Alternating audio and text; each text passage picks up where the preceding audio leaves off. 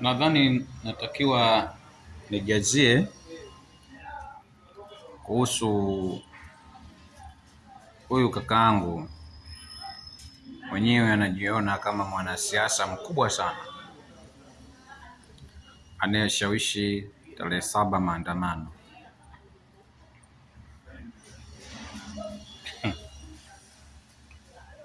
Unajua my brother, wakati unafanya jambo anza kwanza kutafakari.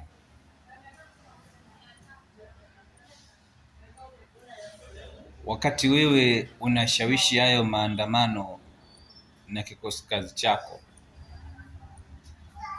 watu wanaangalia, inawezekana ikawa pia wewe ni mnufaika mkubwa wa hayo maandamano.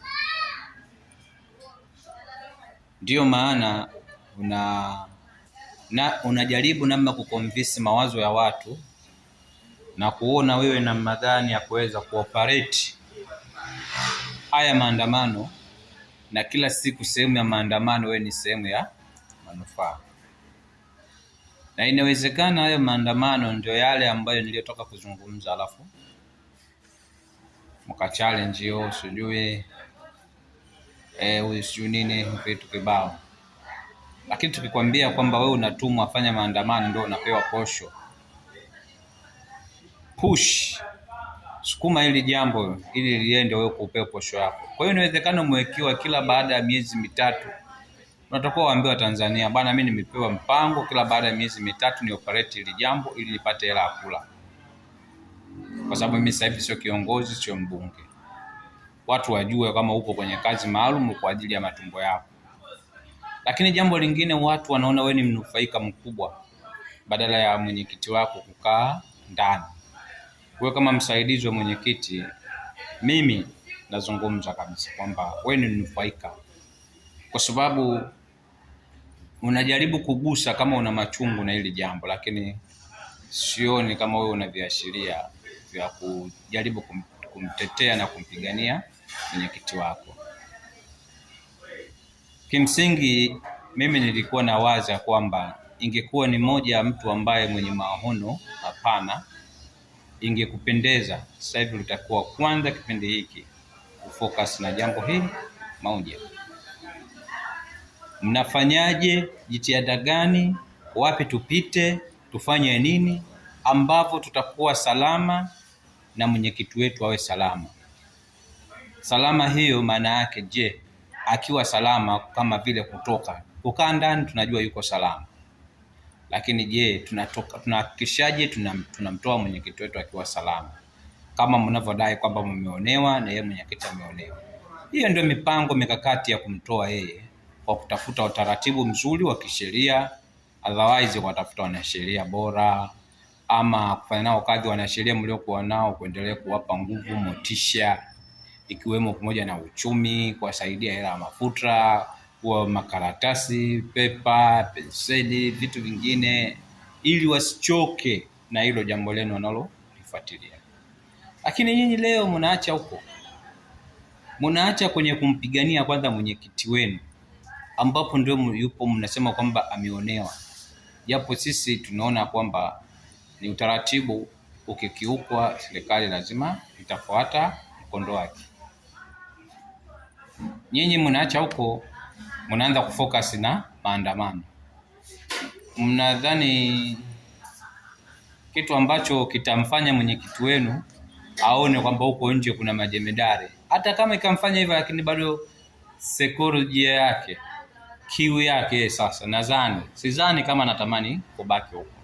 Anatamani akae atoke nje, na watu wa kupush kwa kisha anatoka nje akiwa salama na kwa utaratibu wa kisheria na kanuni ni nyinyi. Sasa wewe unapush kwenye issue ya maandamano ni nini sasa? Au yaani unakitafuta nini? Unatafuta uokozi au unatafuta vurugu mzee? Hilo jambo sio sawa. Sisi tunatamani amani kwa sababu tunapenda upendo, tunapenda uhuru wa kujieleza. Kama nyinyi mnahitaji, basi mbaki na mawazo yao. Lakini sisi ndio maana tuungane, kwa sababu hatuhitaji hizo vurugu zenu. Na kitu ambacho mnajaribu kufanya vitu ambavyo vibaya zaidi, kwamba yani amufananishi na utaratibu ambao mnauenda nao, ila nyinyi mnaiga. Sasa sisi kama wazao wa Tanzania tunapata shida sana kudiscuss kwenye jambo hili.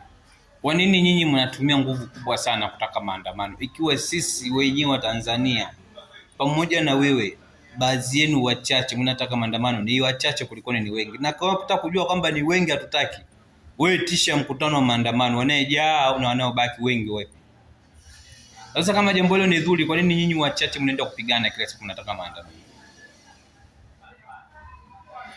Kinachoniuma mimi sio nyinyi kufanya maandamano yenu. Kinachoniuma mimi, wakati nyinyi mnafanya maandamano mnawapotezea watu muda, ikiwemo wafanyabiashara, wajasiriamali na shughuli zingine, wa askari, vyombo vya ulinzi na usalama, viongozi mbalimbali.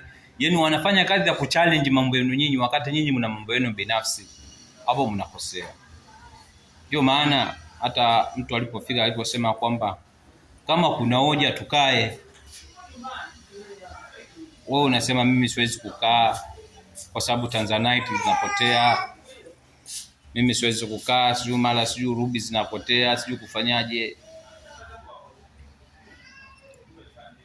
Bro, kama hii nchi ingekuwa na maisha magumu, takwimu ya watu wanaoingia kuhamia nchi hii kutoka nchi zingine ni nyingi zaidi kuliko ni watu wanaohama kwenye nchi hii kwenda sehemu zingine. Na hilo unalijua na uwezi kubisha. Nenda airport kwa siku wanaingia watu wangapi? Nenda migration zote kwa siku wanaingia watu wangapi? Nenda kwenye mabasi wanaingia watu wangapi Msamvu pale kutoka mataifa mengine?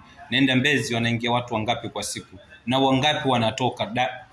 Takwimu inaonyesha kwamba watu zaidi ya 75% wanaingia kuliko wanayetoka. Sasa hii nchi ina shida, mbona watu wanaingia kila siku? Usifananishe mbona sehemu fulani. Sasa mbona hao wenyewe wanasema kwamba huku kuna raha sana, huku wanakuja kufuata nini? Kwa nini wasibaki huko ambako kuna raha sana? Bado tunaona tena huku mataifa yote Afrika mzima watu wanaingia hapa kila siku, na nje ya Afrika kila siku wanaingia. Kwani sehemu za utalii ziko Tanzania peke yake? Mbona wazungu wanaingia kila siku? Kwani bahari iko Tanzania peke yake? Wanyama wako Tanzania peke yake? Mbuga ziko Tanzania peke yake? Mbona wanaingia? Na wengine wanaingia, wao unasema kwamba wao wanaingia wanakuja kuiba. Mbona watu wanakaa wanafanya makazi huko sehemu yenye shida? Kwa nini watu wanakuja kukaa? Lakini mimi siamini mpango hapa na shida hata wewe kama sio ungekaa.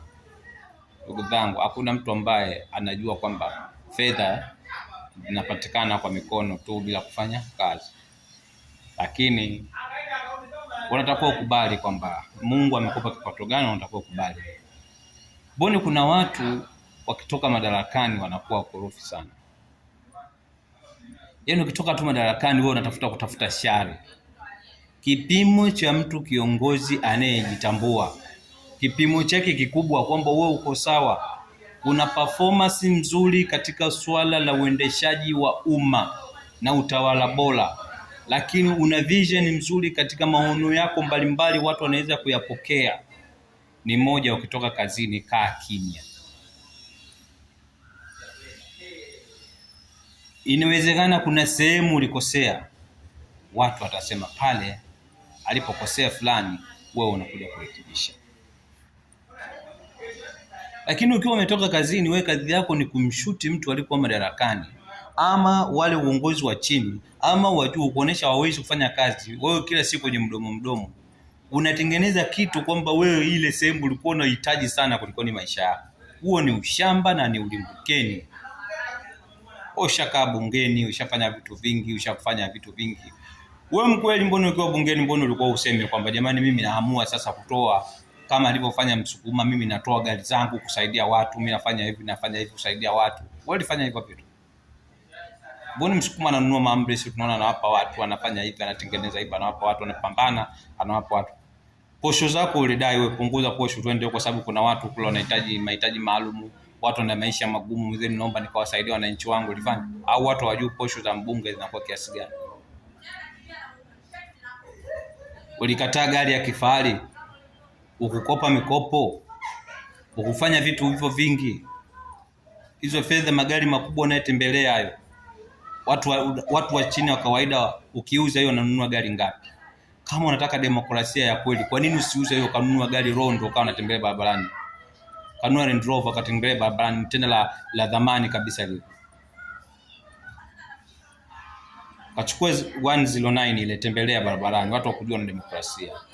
Anatembea na gari milioni 400, alafu watu wengine viongozi wa serikali wanatembea na gari milioni 300. Alafu wewe unasema unatafuta demokrasia. Demokrasia ya wapi?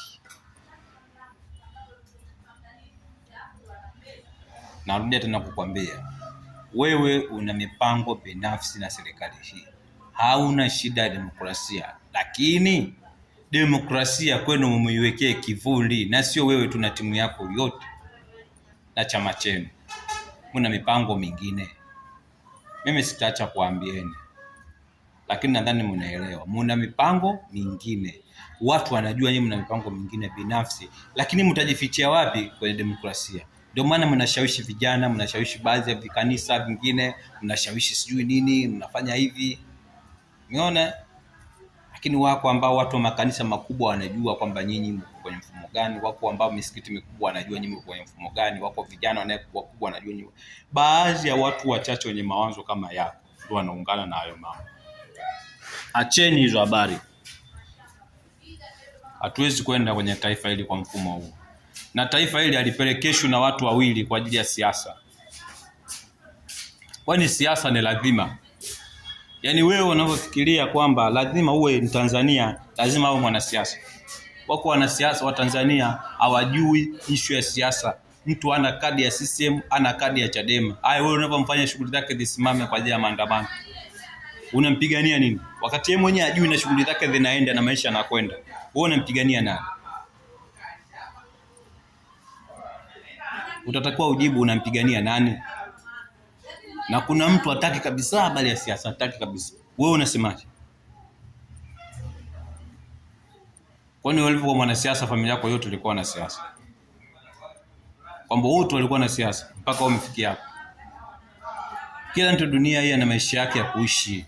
Usiolazimishe maisha ya watu ukajifanya wewe ndio unajua kila kitu. Yaani wewe sio operator wa kuoperate ile nchi. Sawa? Kwamba ukisema tu kama katapila watu unaendaenda kama mzega, hapana. Huo ni ushamba.